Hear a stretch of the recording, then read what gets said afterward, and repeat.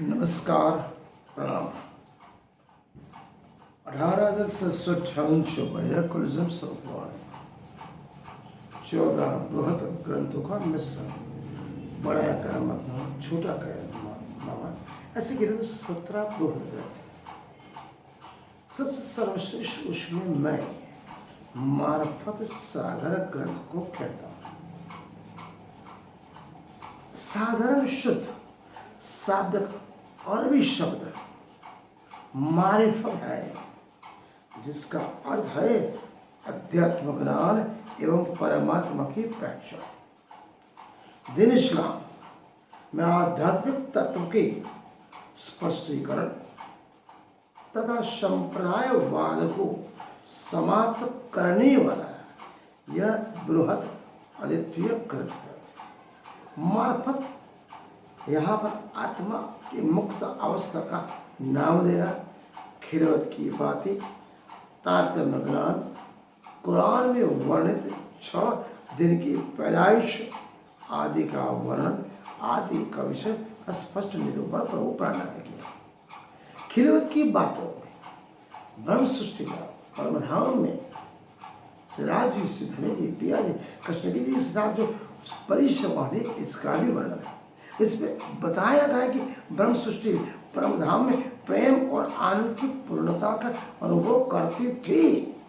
उन्हें दुख, द्वंद्व, द्वेष दिखाने के लिए ब्रह्मात्मा को इस काल में के ब्रह्मांड के दुख, द्वेष एवं द्वंद्व दिखाने के लिए ही ऐसी सृष्टि का निर्माण किया गया। बाइबल में स्वयं लिखा, खुदा ने इस सृष्टि को 6 दिन में बनाकर 7वें दिन आराम किया था। महामती भी 6 दिन की लीला को ब्रह्म सृष्टि की लीला, जगत यात्रा की संबंधित बताते हैं। पहला दिन ब्रजमंडल का, याहूद पैगंबर के यहाँ।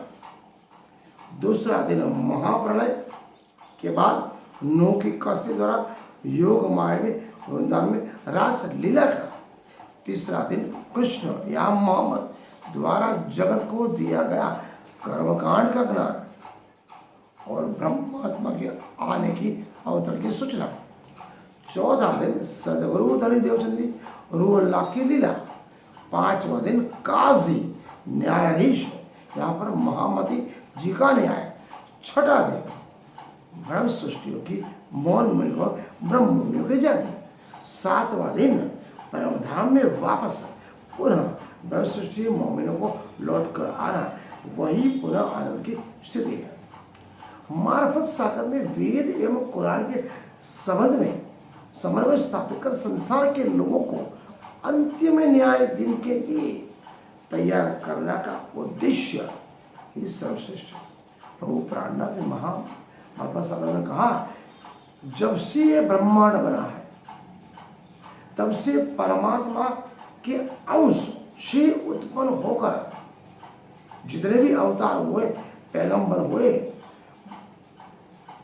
मोमिन हुए, ब्रह्म सृष्टि हुए, उन्हें ब्रह्म ज्ञान का संकेतों बताते रहे। गीता के उद्घोष में संभवामि युगे युगे के समक्ष, उसी तरह कुरान में मोहम्मद को अल्लाह का संदेश और ज्ञान कराने वाला बताया गया।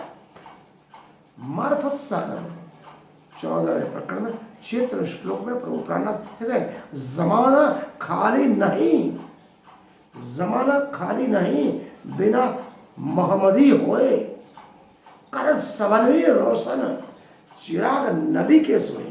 तो यहाँ मोहम्मद कृष्ण अलग अलग, भाषाएं अलग अलग, देश काल परिस्थितियाँ अलग अलग हो सकती है, लेकिन वाणी एक ही होती है, परमात्मा का ज्ञान एक ही होता है। क्योंकि हम सभी उस परमात्मा का उत्कृष्ट संतान है, उसका अंश है। जब परमात्मा के लिए सभी मानव मात्र, पशु पक्षी, पेड़ पौधे समान है, तो हम उसमें दरार पड़ने वाले धर्म, पंथ और संप्रदाय के नाम पर, उच्च नीच, अमीर गरीब के नाम पर भेदभाव करने वाले, दरार पड़ने वाले कौन होते?